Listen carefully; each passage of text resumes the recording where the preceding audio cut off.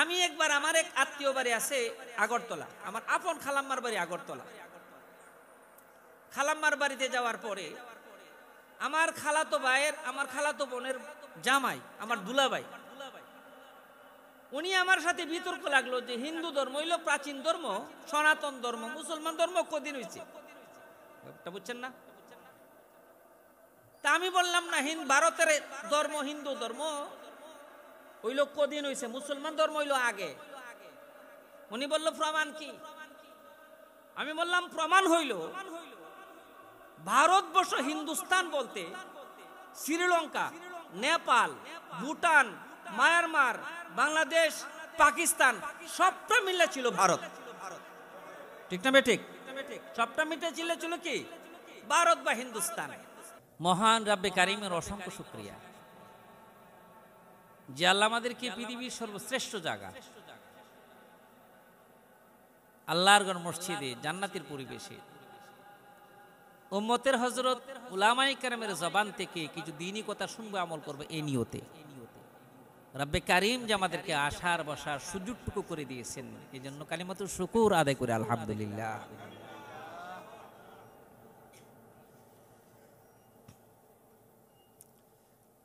হযরত আম্বিয়া আলাইহিস সালাতু ওয়াস সালাম দুনিয়াতে আগমন করছেন যে কয়েকটা দায়িত্ব নিয়ে, উদ্দেশ্য নিয়ে, এর মধ্যে একটা গুরুত্বপূর্ণ দায়িত্ব হইল দাওয়া। এর মধ্যে সবচেয়ে গুরুত্বপূর্ণ প্রধান কাজ হইল দাওয়াত।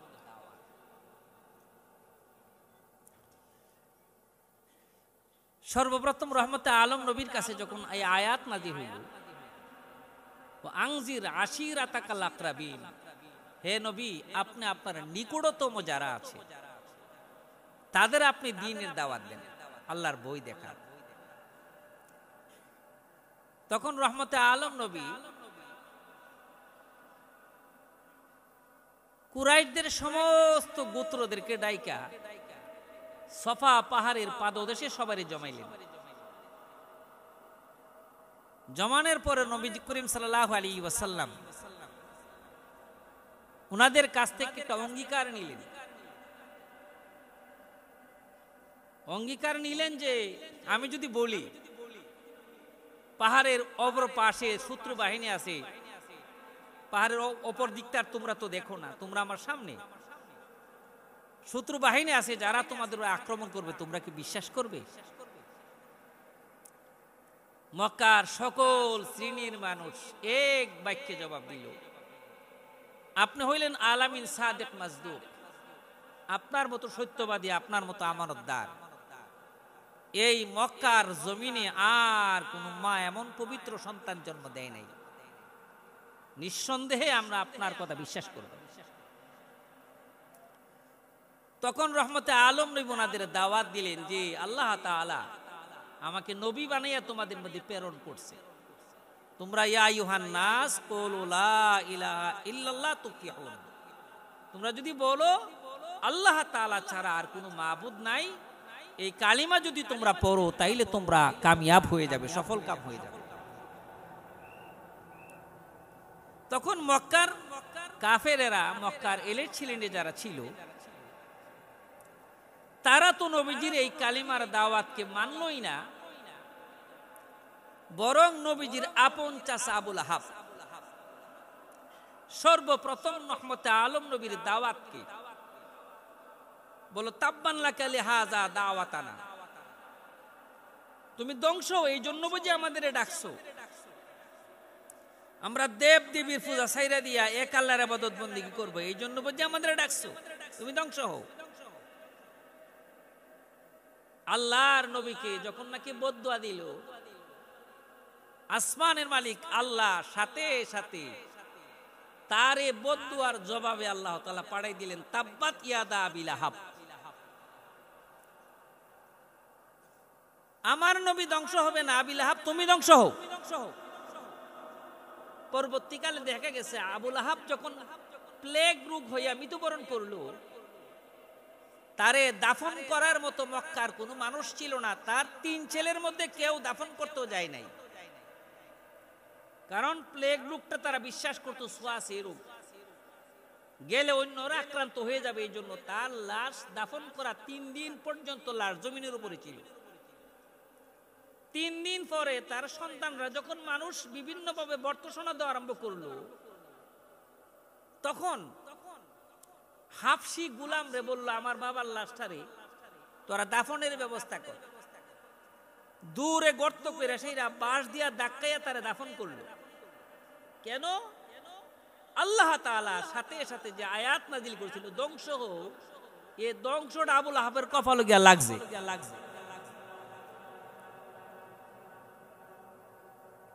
তো রহমতে আলম নবী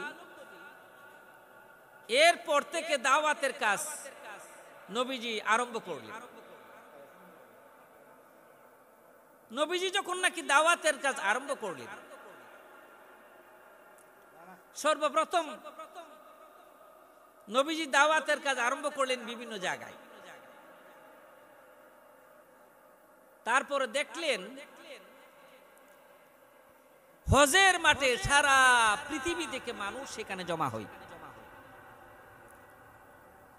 হজের মাঠে যখন সারা পৃথিবী থেকে মানুষ সেখানে জমা হয়, নবীজি চিন্তা করলেন হজের মাঠে যদি আমি মেহনত করতে পারি, গোটা পৃথিবীতে মেহনত করলে যে ফায়দা হবে, হজের মাঠে মেহনত করলে এই সেই ফায়দা হবে।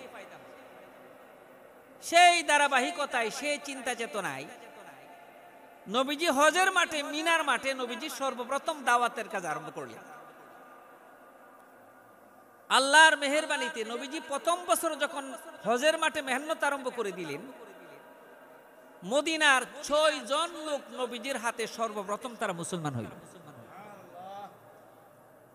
এই 6 জন মুসলমান হওয়ার পরে নবীজিরে বলল, ইয়া রাসূলুল্লাহ, আমরা কি করব? নবীজি বলেন, তোমাদের প্রথম কাজ, মৌলিক কাজ হইল তোমরা দাওয়াত দেওয়া, তোমরা দাওয়াতের মেহনত করো। এই 6 জন সাহাবী 1 বছর পর্যন্ত মদিনাতে মেহনত কইরা পরের বছর বায়াতে উকবা সানির মধ্যে 12 জন লোক লয়ে আসলো। তখন নবীজির হাতে পরের বছর আরো 12 জন মুসলমান হইল। প্রথম বছর নবীজির হাতে 6 জন, পরের বছর 6 জনের মেহনতে মুসলমান হইলেন 12 জন। কতজন হইল? 18 জন। নবীজি 18 জনকে বইলা দিলেন, তোমরা মদিনাতে ব্যাপকভাবে মেহনত করো। এই 18 জন গিয়া মদিনার মধ্যে দাওয়াতের এমন মেহনত করলেন, যার কারণে তৃতীয় বছরে নবীজির হাতে মুসলমান হইলেন 72 জন। এই 72 জন যখন নাকি মুসলমান হইল, এই 72 জন আর আগের 18 জন কতজন হইল? 90 জন।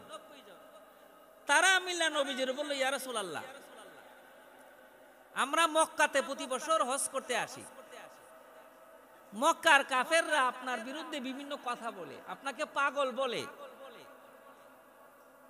মক্কার ভূমি আপনার জন্য নিরাপদ না। আপনি যদি হিজরত করে মক্কা ছেড়ে যদি মদিনাতে আসেন, আমরা সব জানমাল দিয়া সবকিছু দিয়ে আপনার সহায়তা করব। আপনি মক্কা ছেড়ে মদিনা হিজরত করে চলে আসুন। এই সাহাবায়ে কেরাম মদিনার 90 জন সাহাবীর আরজির কারণে আল্লাহ তাআলার নির্দেশে রহমতে আলম নবী যখন নাকি মক্কা ছেড়ে মদিনা হিজরত করলেন, মদিনা হিজরত করার পরে রহমতে আলম নবী তখন দাওয়াতের কাজকে এত বেগমন করলেন, এত বেগমান করলেন,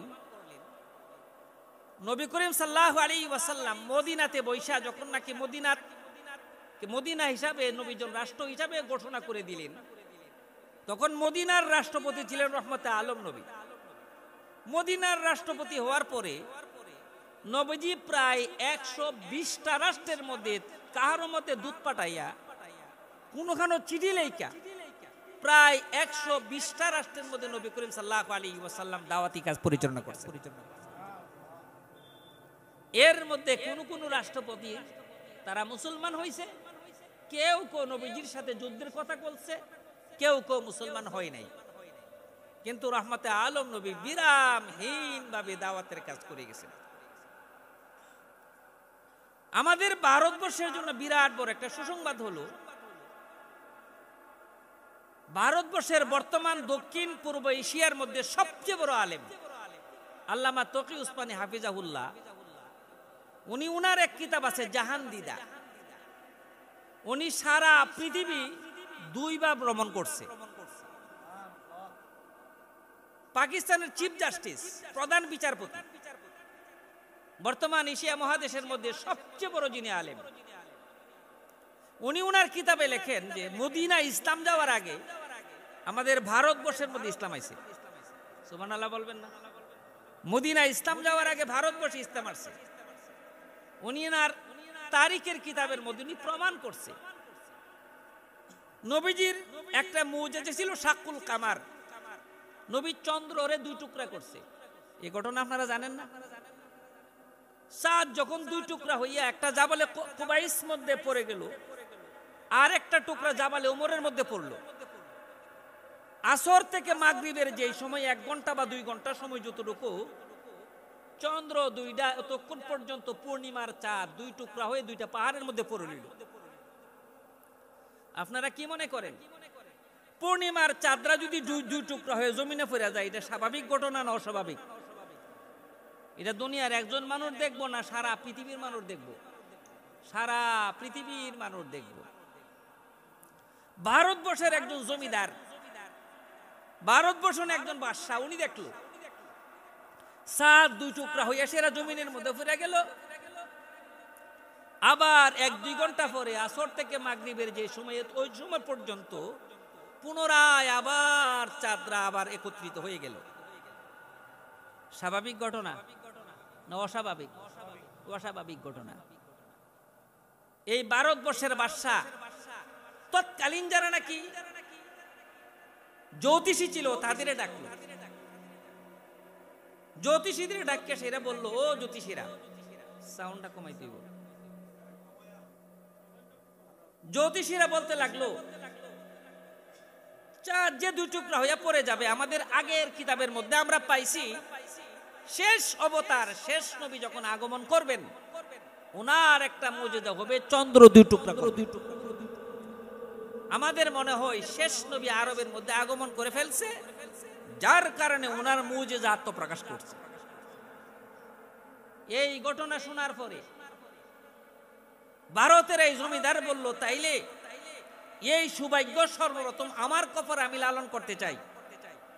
অনেক উপহার লইয়া জাহাজে জিদ্দা নাইমা তারপরে মক্কা গিয়া নবীজির হাদিয়া দিয়া এরপরে সে মুসলমান হয়েছে। তখনও মদিনায় ইসলাম যায় নাই, এর আগেই আল্লাহ তাআলা ভারতবর্ষের মধ্যে ইসলাম প্রবেশ করাই দিয়েছে। আপনারা শুনলে আশ্চর্য হবেন। আরেকটা ঘটনা আপনারা জানেন, আমি শুধুমাত্র আপনাদের স্মরণ করাই দিব। আমি একবার আমার এক আত্মীয় বাড়ি আছে আগরতলা, আমার আপন খালাম্মার বাড়ি আগরতলা। খালাম্মার বাড়িতে যাওয়ার পরে আমার খালাতো বোনের জামাই, আমার দুলাভাই, উনি আমার সাথে বিতর্ক লাগলো যে হিন্দু ধর্ম হইল প্রাচীন ধর্ম, সনাতন ধর্ম, মুসলমান ধর্ম কদিন হয়েছে, বুঝছেন না? তা আমি বললাম না, ভারতের ধর্ম হিন্দু ধর্ম হইল কদিন হয়েছে, মুসলমান ধর্ম হইল আগে। উনি বলল প্রমাণ কি? আমি বললাম প্রমাণ হইল ভারতবর্ষ হিন্দুস্তান বলতে শ্রীলঙ্কা, নেপাল, ভুটান, মায়ানমার, বাংলাদেশ, পাকিস্তান সবটা মিলে ছিল ভারত। ঠিক না বেঠিক? সবটা মিলে ছিল কি ভারত বা হিন্দুস্তান। সর্বপ্রথম আল্লাহ তাআলা যে নবী হযরত সাইয়েদনা আদম আলাইহিস সালাতু ওয়াস সালাম, আমাদের আদি পিতা, জান্নাত থেকে সর্বপ্রথমে ভারতবর্ষে হিন্দুস্তানে শ্রীলঙ্কা আদম পাহাড়ে উনি অবতরণ হয়েছে। আপনারা বলেন আদম আলাইহিস সালাতু ওয়াস সালাম কোন ধর্মের ছিলেন? হিন্দু ছিলেন না মুসলমান? আদম আলাইহিস সালাতু ওয়াস সালাম যেহেতু মুসলমান ছিলেন, ইসলাম ধর্ম নিয়ে যেহেতু পৃথিবীতে আগমন করছেন, ভারতবর্ষের সর্বপ্রথম ধর্ম হইল ইসলাম। এই জন্য যারা হিন্দুরা দাবি করে সনাতন, তোমরা সনাতন না, বরং ভারতের প্রথম ধর্ম, সর্বপ্রথম ধর্ম হইল ইসলাম। আমি বলতেছিলাম রহমতে আলম নবী প্রায় 120টা রাষ্ট্রের মধ্যে, কোন রাষ্ট্রের মধ্যে সরাসরি দূত পাঠাইয়া, কোন রাষ্ট্রের মধ্যে নবী করিম সাল্লাল্লাহু আলাইহি ওয়াসাল্লাম চিঠি পাঠাইয়া গোটা পৃথিবীর মধ্যে দাওয়াতি মিশনকে বেগবান করলেন। এরপরে রহমতে আলম নবী 10ম হিজরিতে যখন নাকি মক্কা বিজয় করলেন, 10ম হিজরিতে মক্কা বিজয় করার পরে যখন গোটা মক্কা জজিরাতুল আরব রহমতে আলম নবীর দখলে আসলো, নবীজি যখন গোটা আরবের প্রেসিডেন্ট, তখন নবীজির রাষ্ট্রের পরিধি ছিল 24 লক্ষ বর্গ কিলোমিটার। নবীজির রাষ্ট্রের পরিধি কত ছিল? কথা বলেন আমার সাথে, 24 লক্ষ বর্গ কিলোমিটার।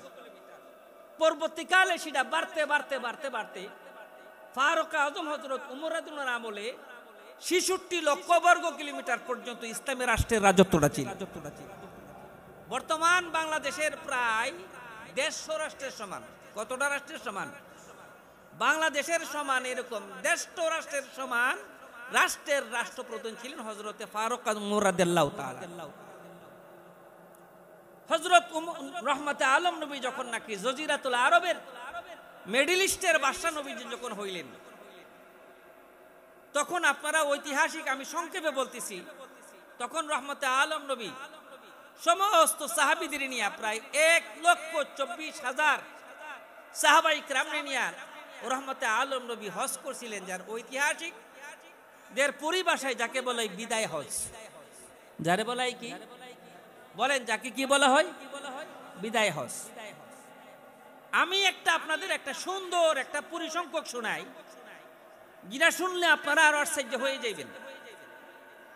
সারা পৃথিবীতে আল্লাহ তাআলা যত নবী প্রেরণ করছেন, সমস্ত যত নবী প্রেরণ করছেন, নবীদের সংখ্যা হইল 1,24,000। নবীদের সংখ্যা কত বলেন আমার সাথে? সহিহ কোল মতে নবীদের সংখ্যা কত? 1,24,000। 1,24,000-এর মধ্যে রাসূলের সংখ্যা হইল 313 জন। বলেন রাসূলের সংখ্যা কত? নবী এবং রাসূলের মধ্যে একটু পার্থক্য আছে।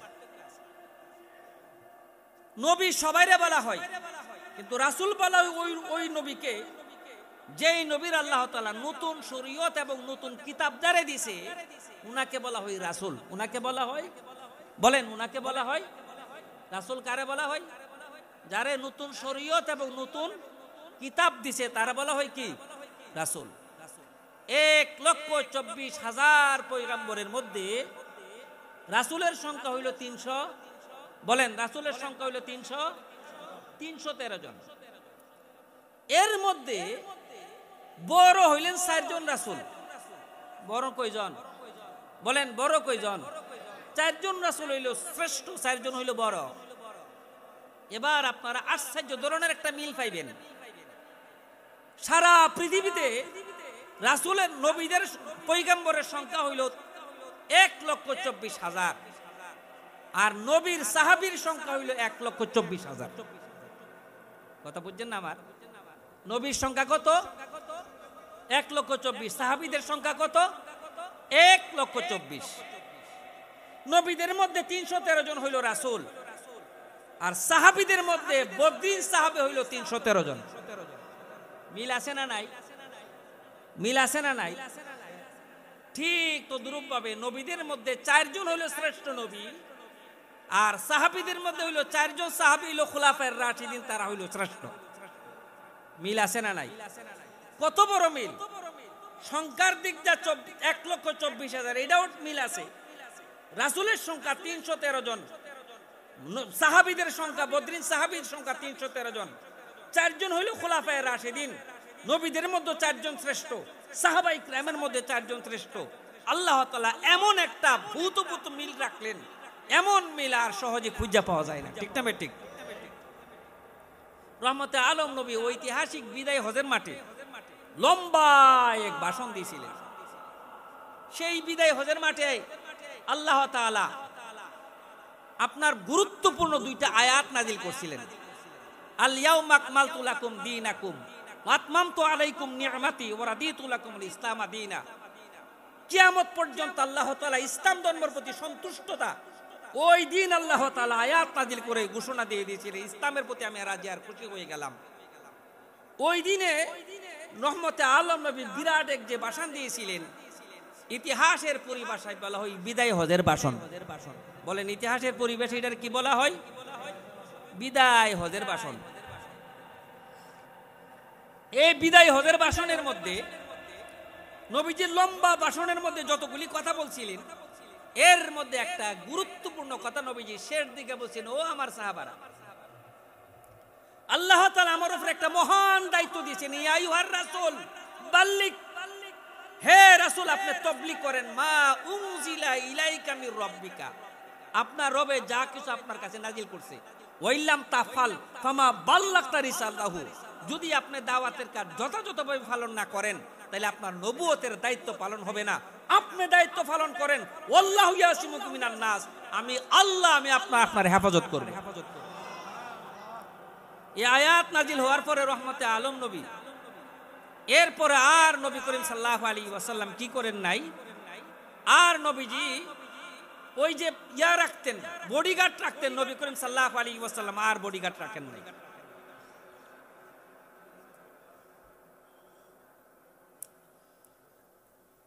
যাই হোক, হুজুর এসে গেছে, আমি কয়েক মিনিটে শেষ করে দিচ্ছি। আমি আপনাদের দাওয়াতে তাবলীগের মূল ইতিহাসটা বলতেছিলাম, যেহেতু হুজুর এসে গেছে আমি শেষ করে দিই। সেই ধারাবাহিকতায় সাহাবায়ে কেরাম সেই মাঠ থেকে সারা পৃথিবীর মধ্যে এমন ভাবে ছড়িয়ে পড়লেন, সাহাবীর বাড়ি মক্কায়, আর ওনার কবর দাফন হয়েছে আপনার আফ্রিকাতে। বহু সাহাবীর বাড়ি মদিনায়, দাফন হয়েছে মিশরে। সাহাবীর বাড়ি মদিনায়, দাফন হয়েছে চীনে। সাহাবীর বাড়ি মদিনায়, দাফন হয়েছে আফগানিস্তানে, কাজাকিস্তানে, তুর্কিস্তানে। বাড়ি মদিনায়। সারা পৃথিবীর মধ্যে এমন অবস্থা হয়েছে, 1,24,000 সাহাবীর মধ্যে কেবলমাত্র শুধুমাত্র জজিরাতুল আরবে, মিডল ইস্টে 10,000 সাহাবীর কবর পাওয়া যায়। বাকি 1,14,000 সাহাবী সারা পৃথিবীর মধ্যে আনাচে কানাচে ছুটে পড়ছেন। এই জন্য তামাম পৃথিবীর এমন কোন দেশ নাই, এমন কোন প্রান্ত নাই যেখানে সাহাবায়ে কেরামের লাশ নাই, সাহাবায়ে কেরাম শুন নাই, এমন কোন দেশ নাই।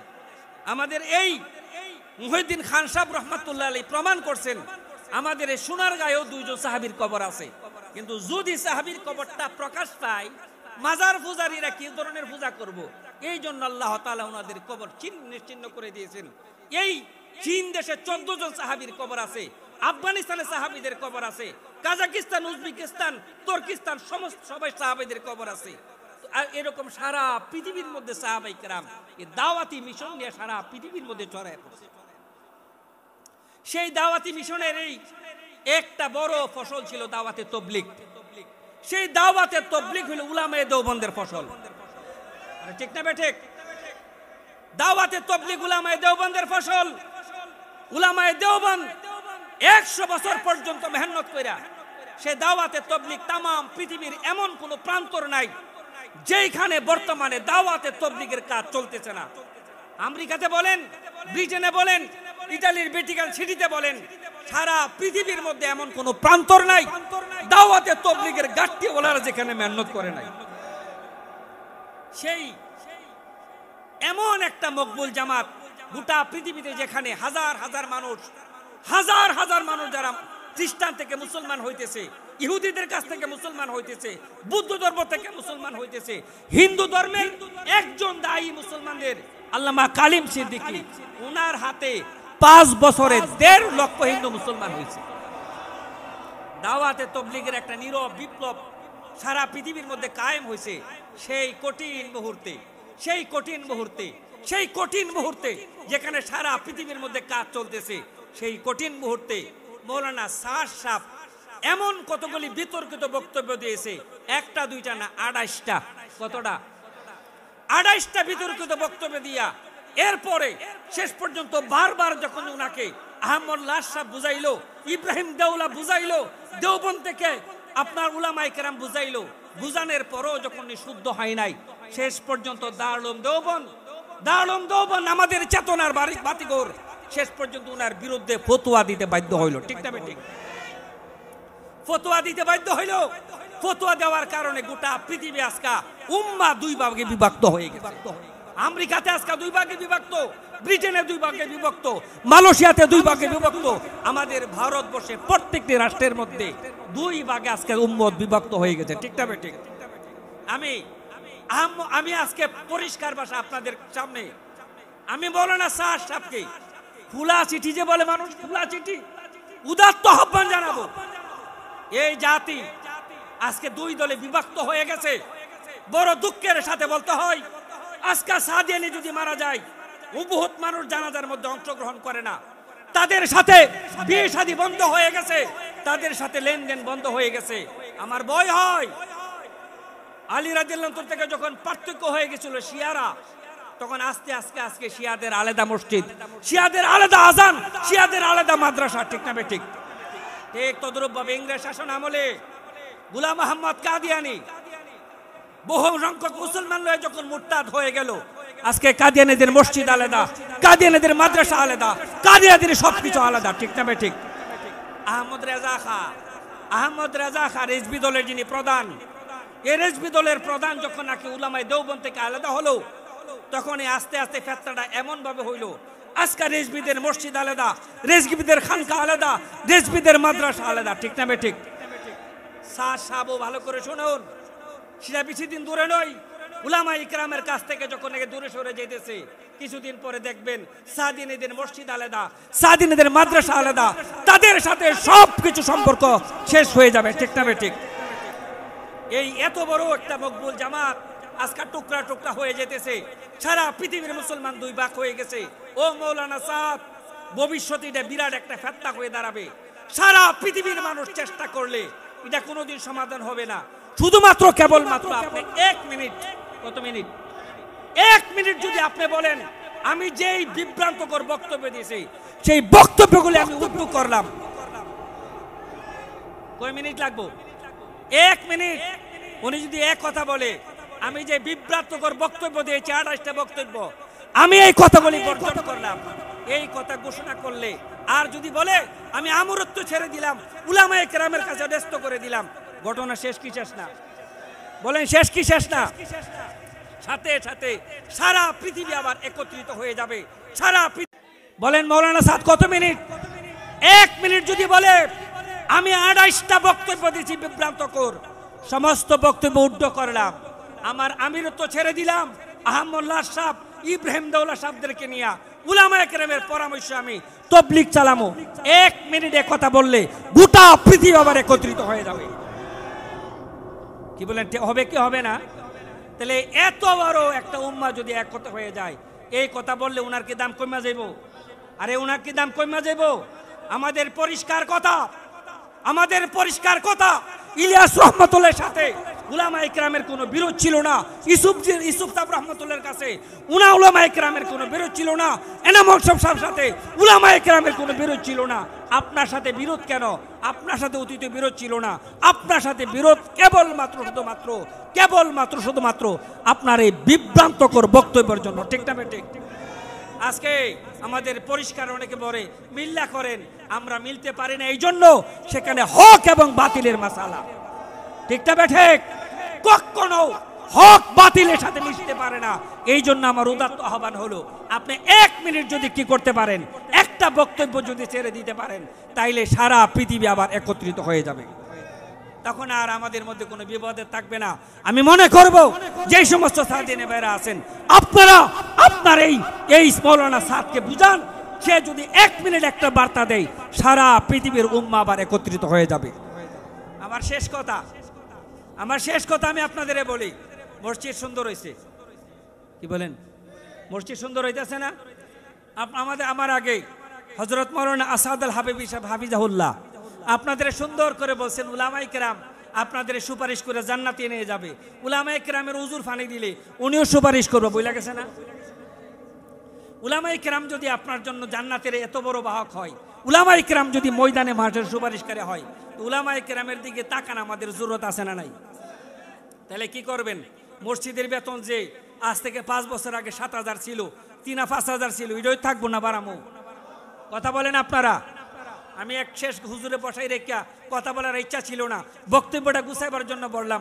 আমার শেষ কথা হলো, সভাপতি দোয়া চাইছে ইমাম সাহেবের কাছে। কার কাছে? বলে হুজুর আমার ছেলের যাতে একটা ভালো চাকরি হয়, আপনি একটু দোয়া করেন। ইমাম সাহেব জুমার পরে দোয়া করতেছে, আল্লাহ আমার সভাপতির ছেলের একটা চাকরির ব্যবস্থা করে দিন, আর আমি যে বেতন পাই এই বেতনের ব্যবস্থা করে দিন। সভাপতির সাথে সাথে দোয়া ছেড়ে দিল। দোয়া ছেড়ে বলতেছে, হুজুর আপনি এটা কি করলেন? বলে কি করলাম? চাকরির জন্য দোয়া করছেন ঠিক আছে, বেতনের জন্য যে দোয়া করছেন, এই বেতন পাইলে আমার ফুটকে বউ বলতারবো?